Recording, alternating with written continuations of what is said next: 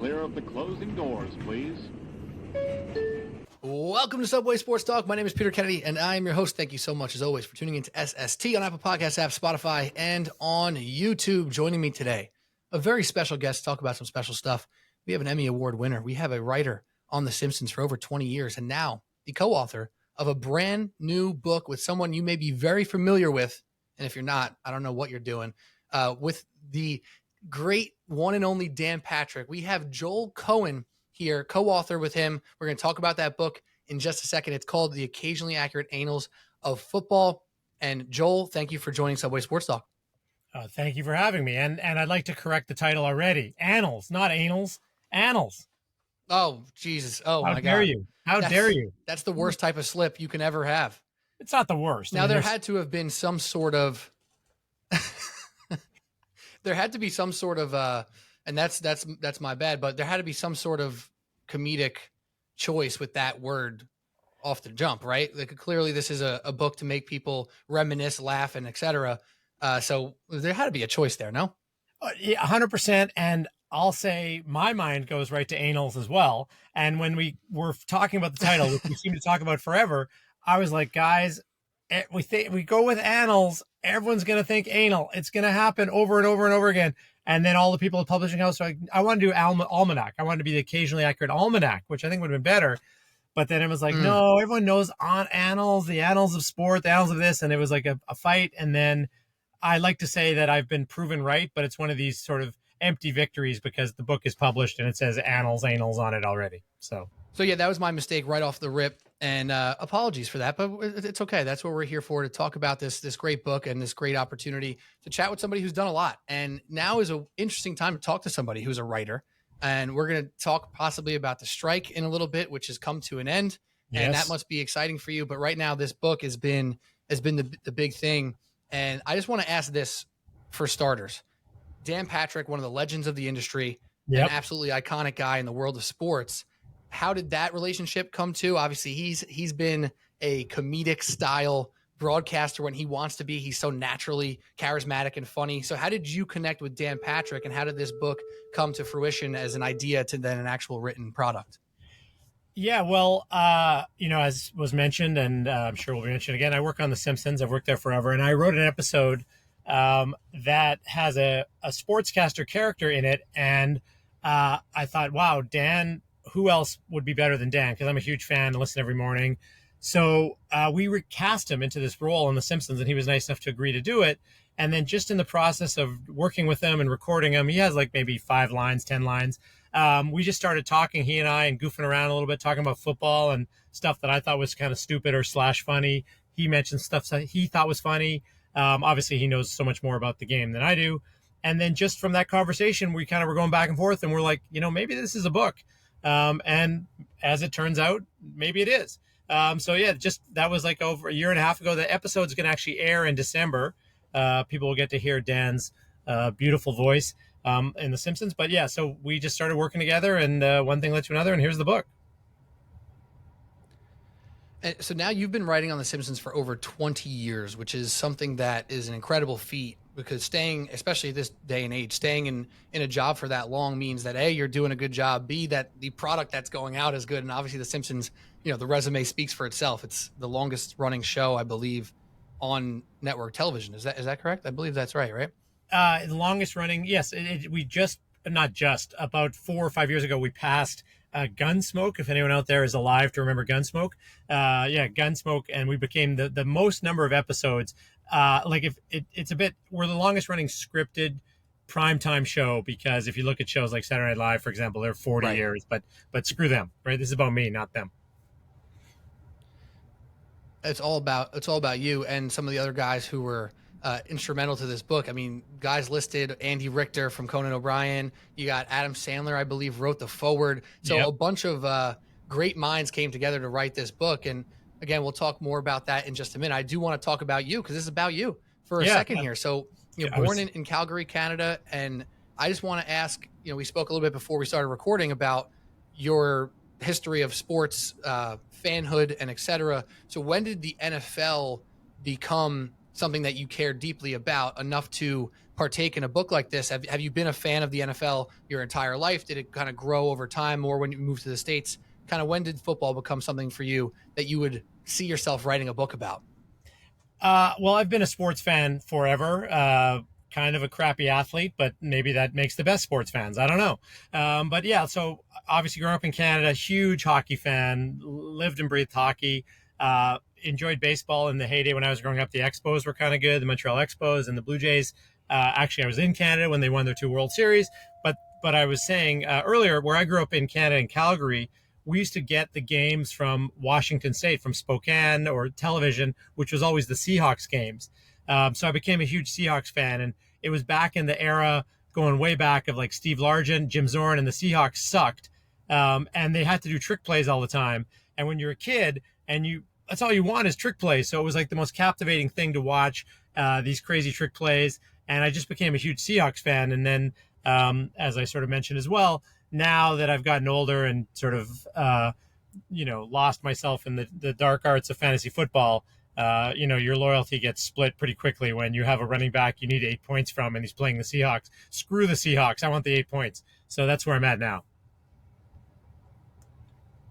Yeah, I hear you. As somebody who has 6 fantasy teams, which is about 4 too many, Yes. it's a whirlwind on Sundays when you're watching 7 hours of commercial-free football, and you don't even know if you're rooting for somebody, against somebody. You have them on one team, they're going against you in the other league, but it's the beauty that we all appreciate on a Sunday. So yes. that makes sense, and obviously your love of sports also kind of shows into The Simpsons. The Simpsons has touched on a million different things over the years, but sports and these things like predictions that obviously have become a larger than life part of The Simpsons at this point is something that has shown up on the show over and over again, not just with sports, but politics, pop culture, etc. About these predictions. You've written a number of episodes on your own, and then you've obviously contributed to many others. So let me ask you, from a prediction standpoint, is there any one prediction that you particularly wrote, whether it be on purpose or by accident, that came true that almost shocked you? Or is there anything that stands out in your mind that came first on The Simpsons that's come true in real life that kind of blew you away, that you almost don't believe it? Oh, that's interesting. The thing is, I definitely have been there when stuff has been predicted. Like I've been on episodes where it's like, oh yeah, the Simpsons are watching the Super Bowl. Of course we need a score on the TV. Why don't we just say it's, 38-14 Patriots over whomever. And then of course, whatever we say, that ironically, coincidentally, luckily, unluckily becomes truth. So it's not like that's like a prediction. It's never like a major thing where I'm like, I predict, that Aaron Rodgers will take a snap and a third play and be out for the season. No one has predicted that specific, but occasionally we get lucky where some dumb thing we just throw into the show actually becomes true. But I'll also say I've written a lot of episodes that haven't aired yet, and even episodes I've written before, maybe the predictions are past the present day and they're going to come true. So I guess we just have to wait to the end of time to really know whether I've predicted anything or not.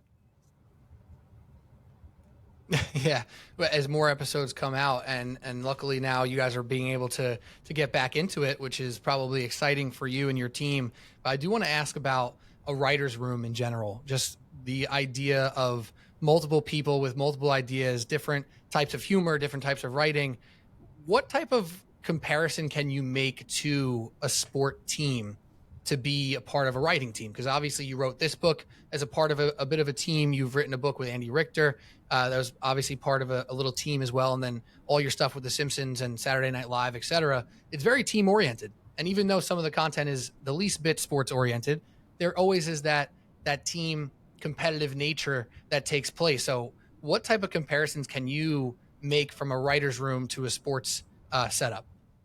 It's actually a great question. And I think a lot of people think about this idea of people in a writer's room. We need a joke for this line for Homer, or for what the sign joke or whatever it is.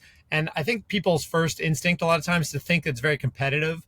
And you're like, I want to be the guy, and I want to be the guy that gets the line in. And while yes, of course, we all want to be the guy that scores the touchdown, for us, most of the time, there's just such a mountain of work. We just want somebody to score the touchdown. And it's almost more collaborative, like a team. If you're all on a football team or a baseball team or whatever, you ultimately just want to kind of get the win. And it's nice if you are getting the individual credit, but it's more collaborative like a team than it is competitive within the team.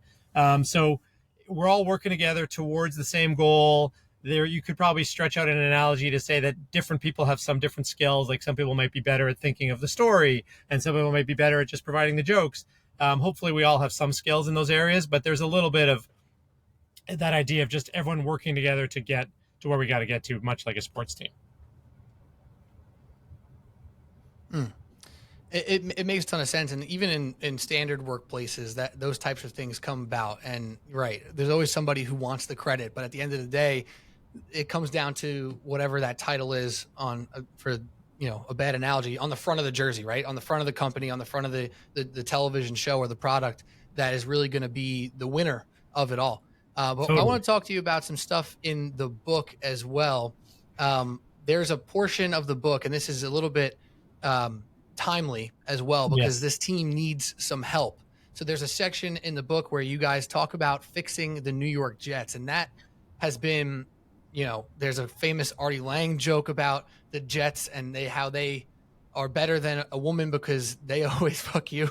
It's just something that Artie Lang said in a joke probably 20 something years ago. What was that? No, I said that's true. That's pretty funny because it's accurate. And you say it's timely. It's timeless. The Jets have sucked forever, right? They just are continuing. And even this year, they just continue to suck. Like I said, the most Jets thing ever happened to the Jets. Or should we be surprised by that? They find a way to suck. I think we don't appreciate them they own the market for sucking, and no one gives them credit for that. We all look to them to win, but why don't we celebrate their commitment to losing? They're so good at it. They're the best at it. You can argue they've been doing it so well for so long. They haven't made the playoffs in over 10 years at this point. So you guys have a part of the book where you fix the Jets. And I kind of, I don't want you to give it away, but what's part of this foolproof plan that you think could make the Jets champions again? I'm a little curious here. Listen, man, I'm happy to give it away. We basically just walk through all the screw ups the Jets have had in their history, except for, in a way, we make the argument the biggest screw up was when they won the Super Bowl, because this is a franchise that has dedicated themselves to losing, and they let their guard down one time, and look what happened. They win the Super Bowl. So that's a mark of shame on the Jets that they just couldn't even do the thing they were built to do, which was to lose. But then we get into basically talking about Belichick, leaving after one day, the butt fumble. There's a haiku about the butt fumble. There's a limerick about the butt fumble. There's a bit of a song, the ballad of the butt fumble. We just talk about all the screw ups and idiotic things. And by the way, we had to cut so much stuff. I don't even think it's in here anymore. Geno Smith getting punched in the jaw and breaking his jaw. Do you remember that? During training camp, 10 years ago? Oh, of course. I don't know if that is actually in the book. I haven't read the book. I don't encourage anyone to, but no, there's a bunch of stuff in the book. And then at the end, we just kind of go through and look at all the screw ups they've made and talk about the ways to fix the Jets. Every time they go into a draft, don't do what they think they should do. Just do the opposite of that, or just listen to what the commentators are saying on TV and let them draft for you. And then ultimately we talk about how even the stadium itself is a train wreck, and because they named it after the airport that it was built next to. And so that ultimately in the end, we kind of propose that the way to win the Jets is to move to Portland because everyone likes the airport there. And then also change their name to the Patriots, hoping for clerical error that someone will give the Jets, the new Patriots, the points where they meant to give the Patriots the points. So ultimately the way to fix the Jets is to a bunch of steps that lead to them being the Portland Patriots. There you go. Abolish the Jets, move them to Portland, get them out of here. It's and like that damn stadium renaming. over in New Jersey. Yeah. Yeah. And you know what? That stadium that you just mentioned too, I don't know if you've been there or seen it. I always joke that it literally looks like a giant air conditioner.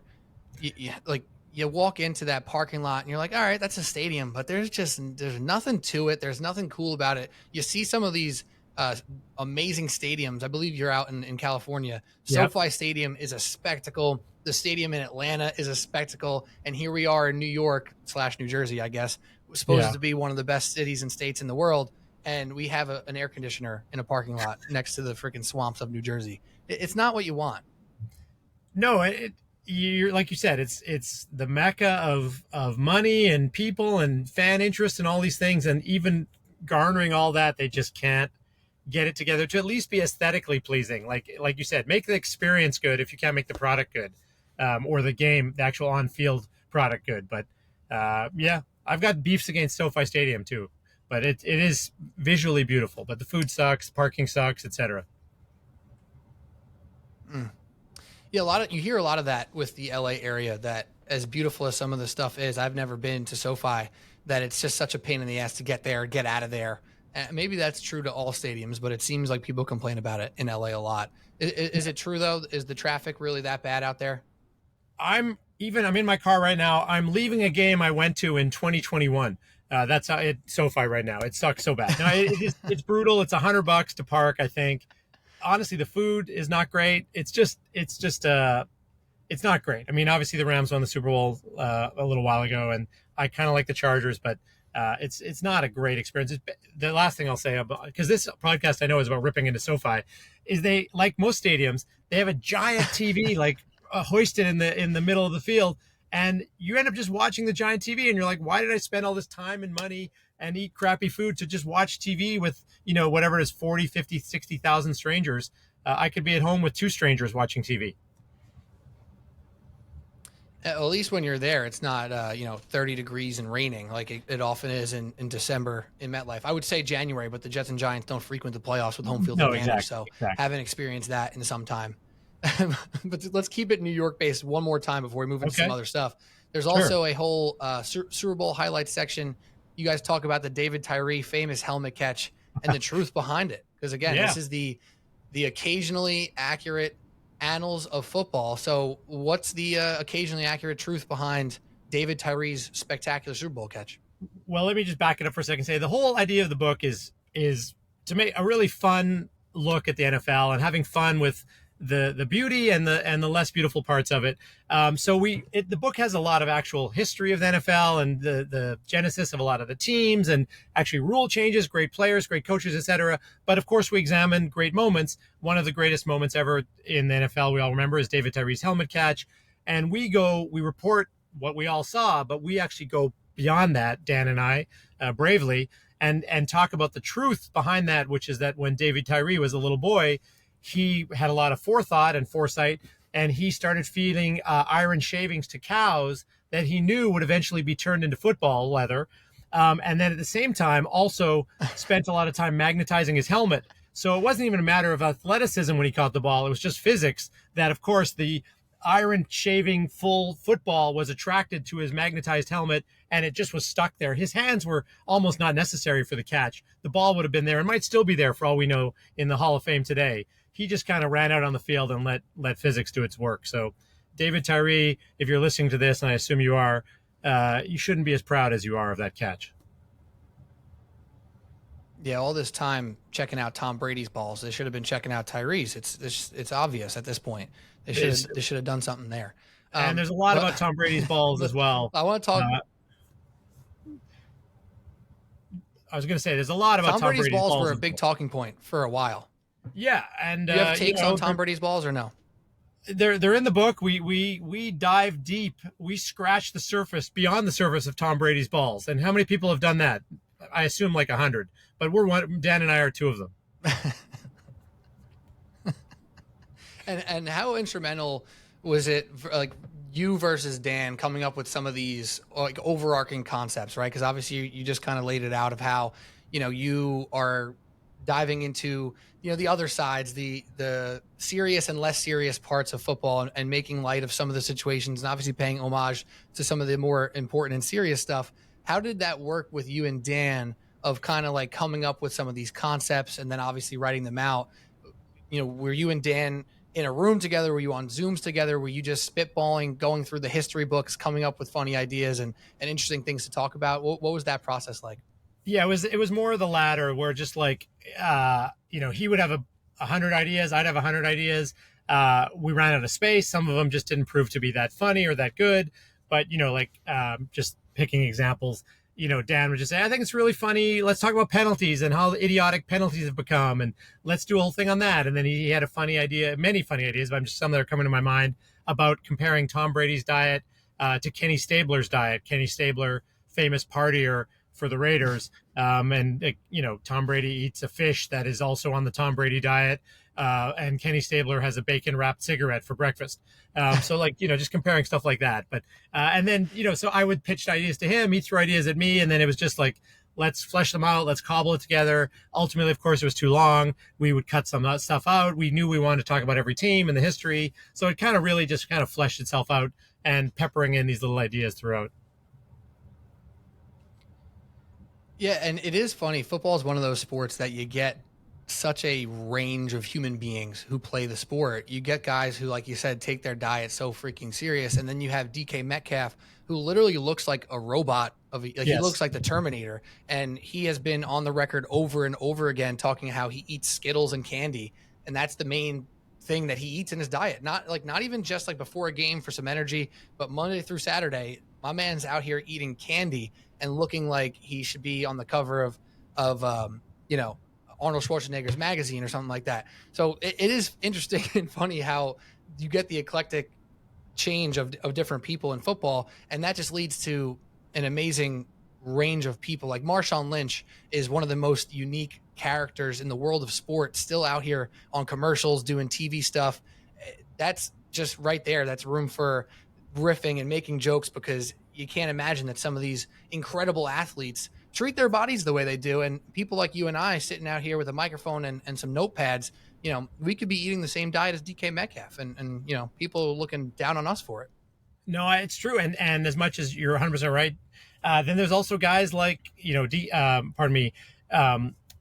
Marshawn Lynch is in the book, of course, and he, we endorse his weed company, but also like, then you look at guys like the Fridge or these giant linemen that can. There was a fullback this last weekend, I forget, maybe on the Falcons, that ran back a botch kind of kick or a squib kick, and this guy's like probably 260, 270 and out running everybody on the field. So these guys are just incredible athletes, whether they eat, the rainbow of Skittles or just like, have a gravy drip in their arm like an IV and getting heavy. But they're still, regardless, these incredible athletes that make us normal losers look exactly like that. Yeah. And speaking of normal, I won't say losers, but speaking of the normal people who are involved in football, you guys also talk about the media and the impact of TV on the game of football, which we kind of mentioned before. Sometimes you go to a game and you go, I kind of wish I was on the couch watching, 8 games at once in the Octobox right now. Right. But talking about the media and TV, which you've been a part of in other ways, but not specifically through football. So what did you guys come to from a critique standpoint or a media's impact standpoint about the game of football? Well, I don't know that we criticize that much, but we do definitely delve into stuff like we all love the first down line and the technology of the first down line and players being mic'd up, and we report on some of the best and worst and made up trash talk in the game. We talk about like the field goal target line. We just talk about the impact that the NFL has had on TV. I think I'm going to say a statistic, which is probably bullshit, but read the book to find out. Anyhow, like that, something like in 2021, 21 of the top 25 TV broadcasts were NFL games. Like, it is the monster of viewership amongst the American public. And if Taylor Swift attends, it's even that much more. But then, of course, we even delve into all the media personalities, including a pretty hard-hitting critique of Dan himself. And we talk about Howard Cosell and Jim Nantz and all these guys. But yeah, we try to cover the gamut a little bit of how TV and has affected the game and how the game has affected TV conversely. And now, what do you think about when there's people, let's say like you and me, who are on TV, who are analysts or, talking heads, pundits, maybe like Dan, who are on their radio shows, on their podcast, critiquing these freak athletes for saying, this guy should have ran harder. This guy should have caught that ball. How do you not make that tackle? What does it sound like to you, who, you have like the writer's lens or the comedic lens on things, when you see a Joe Schmo sitting in front of a microphone yelling at why so-and-so missed a tackle and how pathetic it was, or how bad Zach Wilson is at playing quarterback? My grandma would be better than that, right? Like all these things that get said. What do you think when athletes snap back at the Joe Schmo, the regular guy who is here to criticize their football team and their performances? I mean, I love it. And it's obviously all entertainment, right? So like we just love every facet of it, where like Stephen A. Smith, that guy is not a human being, right? That's a character. And we even made a character about him on The Simpsons called Anger Watkins that just rants about everything. And these guys, it's all entertainment value. You know, they're just kind of provocateurs trying to draw in as many viewers as they can and make us viewers, listeners angry and fired up. So we contribute and we interact with them. And then the players have their own right, and they're also brands of their own. And they of course can defend themselves. And obviously, I think we all know, like, if we really thought about it analytically, like the fourth string punter on the Bears is like a better athlete than anyone we've ever met in our entire life. He just is playing with the elite of the elite. So hopefully I just see it for entertainment value, and we try to mock it in the book, on The Simpsons, wherever, for entertainment value. But I don't put too much stock in Colin Cowherd, or I'll say Dan, or anybody kind of, trying to stir the pot a little bit by being controversial. And the players too. It's just all for fun. It is all for fun. I think most people probably are in alignment with you and I'll say I'm in alignment with you on that, where we try not to take it too serious. And then you go on Twitter or X, whatever the hell it's called, and you see people taking it way too serious. And that also becomes part of the entertainment factor, right? Where you didn't mention Skip Bayless, and I don't know if you know him or not, but I'll mention him. To talk about a caricature of a human being. Skip Bayless is out here saying some of the most wild things you could possibly think of. And people like hate him, and they hate Stephen A. Smith, and they hate the Cowherds of the world. And I'm pretty sure Dan has a pretty high Q rating. I don't think there's a lot of people out here hating on Dan Patrick, but these guys stir the pot so well that I actually have gone full circle on it, where I don't even get mad. I'm just like, I am impressed that a human being can come up daily for 4 hours a day, sometimes on television, with things to say that are going to get the people going and get them tuned in. From your perspective as a comedy writer, there has to be some sort of respect there, even if you know that they're just a caricature at this point. 100%. Like, that's a huge skill, is just taking the opposite position, which is often the way we get to a funny story idea or a funny joke, but yet just fomenting anger in your listeners because it leads to ratings or whatever. I of course I know Skip Bayless and like Stephen A. Smith, like, he just piles on the Cowboys, which of course is just like throwing red meat in front of Cowboys fans. And it's great. And then the fun is also, watching Cowboy fans react. Like you said, it's just us watching this exchange of I'll say idiotic opinions on both sides. But that's the fun of it. Right. And I love it when people know it's a joke, but I love it even more when people don't know it's a joke and get really fired up about it and like are really invested in what this complete stranger has to say about this thing they've decided to care about. Yeah, it's my favorite thing to do on Twitter. Sometimes you see like it's a joke graphic. Like you said, you play fantasy football, right? So there's a graphic that's like 5 players you should start this week. And it's like week 2, right? And Aaron Rodgers is on the list, and other guys who are out for the year is on the list. Tom Brady's on the list. And you go to the comments thinking that everybody's going to get the joke. And then people are saying, what type of account is this? Like, don't you know this guy's out for the year? They're so mad. Like, oh, how does this account get followers? This is such a joke. And it's like, what? You really didn't get that? Like, you didn't pick up that all 5 of those players are not in the league? Like, I think Antonio Brown was on the list. My guy hasn't played football in about a year and a half. Well, right. And it blows my mind, but I have so much fun reading those comments that people just can't grasp the idea that they're just making light. They're making some jokes. It's just jokes, people. Yeah, you see that, when you work, as I dare say I do, in the world of comedy. Like, I just know so often that there's, like, even as you mentioned, I've written books before this and lots of episodes. And even on this book, I see comments of like, what the hell were they talking about, this, and this? And then it's obviously a joke, but there's no way you're ever going to, whoever that person is, there's no way you're ever going to explain to them that it's a joke or bring them into the world of a joke. And yeah, we just have to take that. First of all, maybe it's not funny. Maybe the things that are written in some cases are not funny. But a lot of times you have 7 comments. Oh my God, I like that Instagram post you're talking about. 9 out of 10 people are like, this is hilarious. And then the 1 out of 10 person is like that angered response. So we just live in a world where, we can ignore our critics. That's what I'll say. Just believe the people that think you're great and ignore the critics. That's good advice for all of us. Right.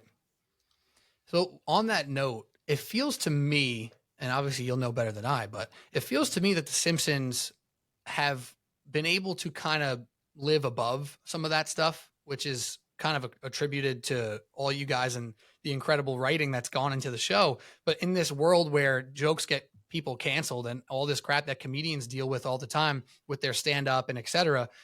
The Simpsons has pushed the envelope in every corner that they've had a chance to. But is it fair to me to say that it feels like the Simpsons actually kind of live above that and don't actually have to deal with some of that pushback and cancel culture BS that, clearly the Simpsons is a comedy, right?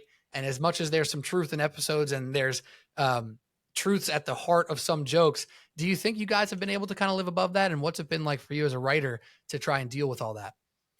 I would like to say we have lived about it, but I also know we haven't. Like, a couple things. There's kind of a famous news story for anyone that follows The Simpsons about we had non-ethnic actors doing the voices of ethnic characters. Apu was our Right. Cookie Mart storekeeper, and we changed the voice. Well, actually, we haven't really changed the voice, but there's many other characters we did change the voice as a reaction to sort of, I don't want to say that's cancel culture, but that's what they call ethnically correct casting. But we do a lot of jokes where we do get feedback and pushback. If you were ever to come to the Simpsons production assistant office, and why would you? You'd be shot by a sniper trying to. But anyhow, there's a million letters there from people that have written in angry letters about a joke or a storyline. We did a gay marriage episode, like, I don't know, I'm going to say 10 years ago. And we got a million angry letters, and we still, us writers, all quote one of the quotes from the letter that even the least wise doubter would shrink from such impiety. So we'll say that every now and then because that's a quote that came to us in a letter about gay marriage. But, and else, as much as I say that, we've been on 35 years. We're writing season 35 right now. We have become the mildest edgy animated show because there's Big Mouth and South Park and Family Guy and American Dad and everything else. So this thing that used to be so edgy and controversial has been surpassed by all these other even more edgy shows, and more to come, I'm sure. So we get hit by it all the time, but I would think that the stuff that, let's say, Family Guy does or Big Mouth does, they get tenfold because they kind of push the envelope more than we do. So I guess that's a good spot to be, right? Kind of right below that edge of pissing people off all the time, and they just enjoy the show. And you said something there that is exciting to me and should be exciting to everybody, because you said you're writing the 35th season right now, and that must be new, right? Because the strike was going on for a long time. Obviously, you're somebody who would have been directly affected by that, and a lot of your peers and colleagues over the years, same thing. So I don't know how deep you want to get into the weeds here, but that strike was going on for a long time. I think a lot of fans we're starting to realize, like, oh my gosh, there's not a lot of new stuff coming out. What's going on? Mm-hmm. But now that you're back, how does it feel? And what was it like not being able to kind of do what you've been doing for so long?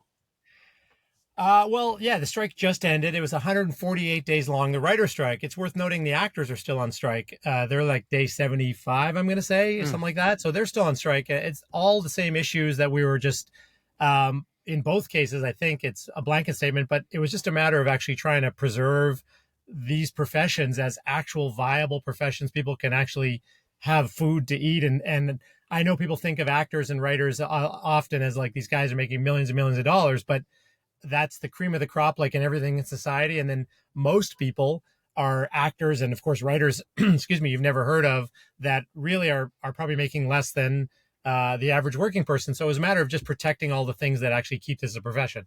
That said, I was getting to be really good at picketing.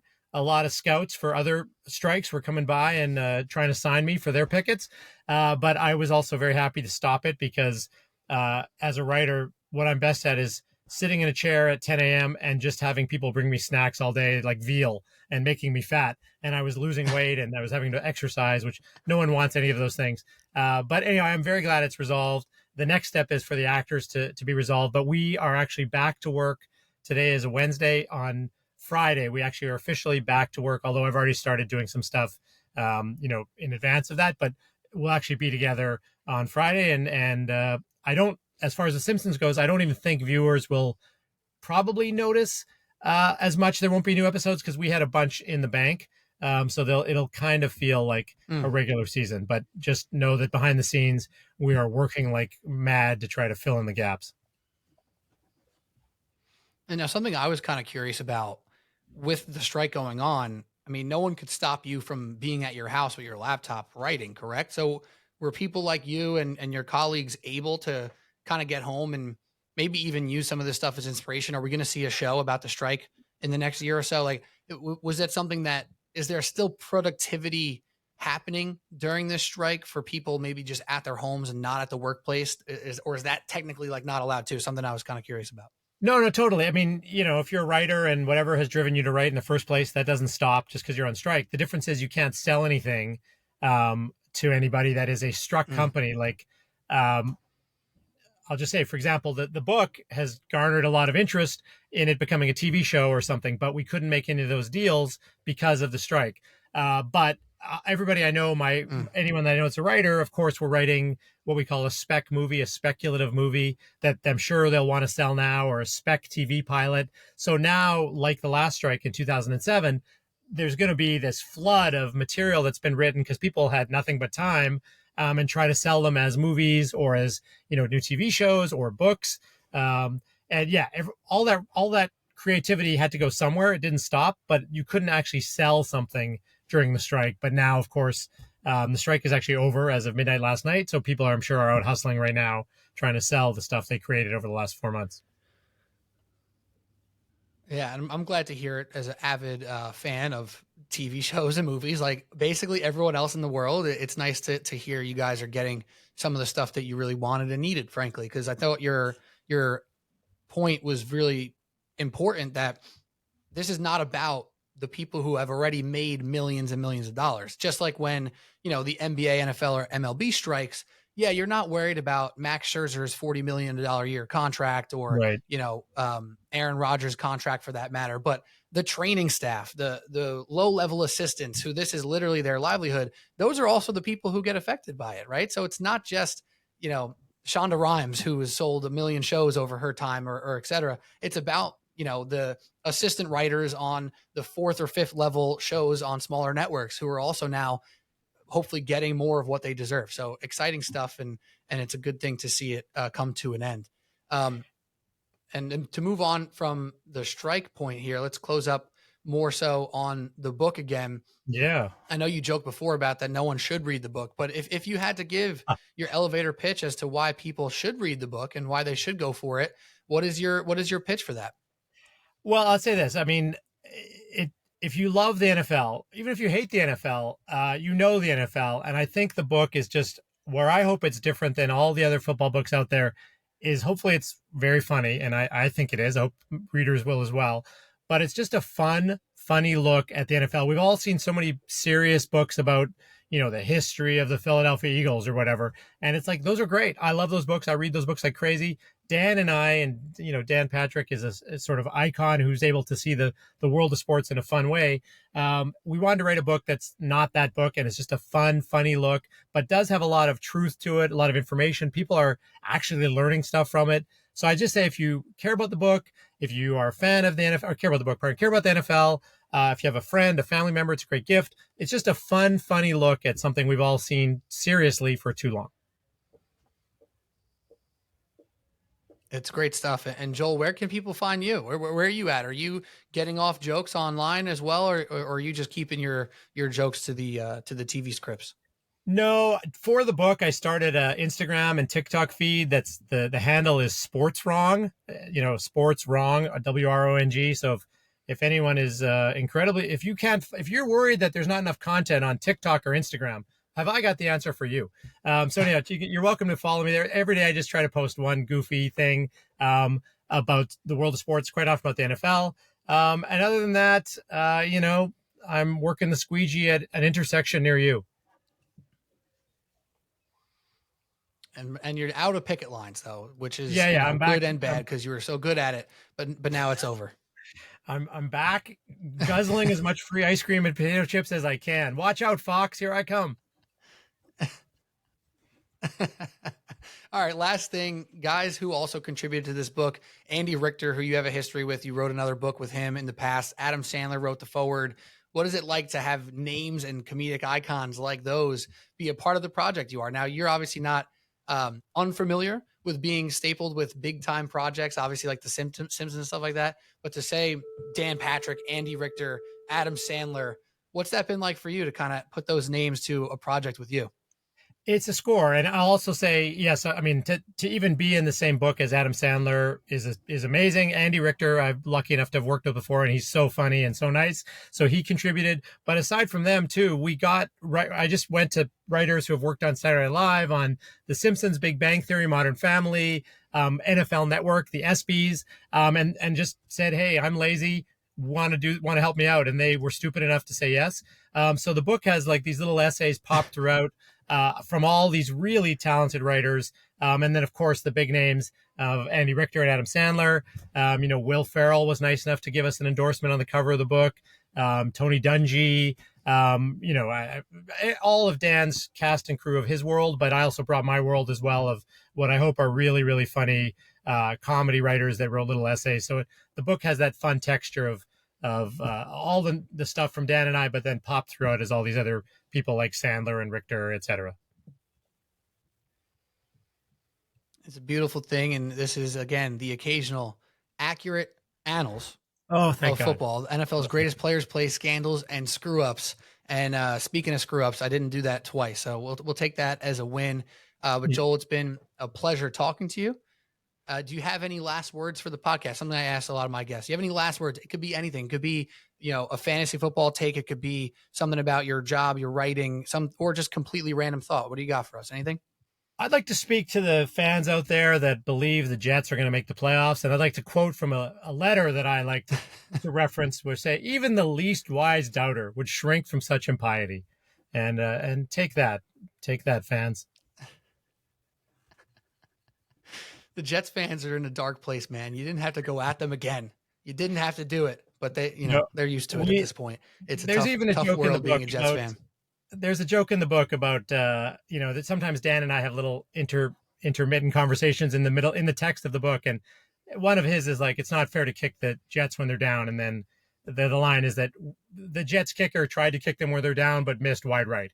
So, we pile on the Jets.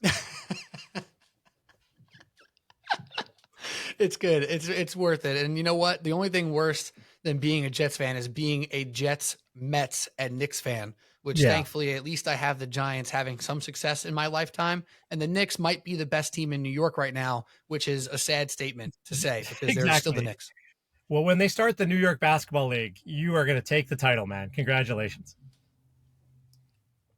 Oh, yeah. There we go. Can't wait. I can't wait. Joel Cohen, everybody, the occasionally accurate annals of football, NFL's greatest players, play scandals, and screw ups. You can find it anywhere you want to buy books. And Joel, it was a pleasure. Thanks for chatting with us. Thank you.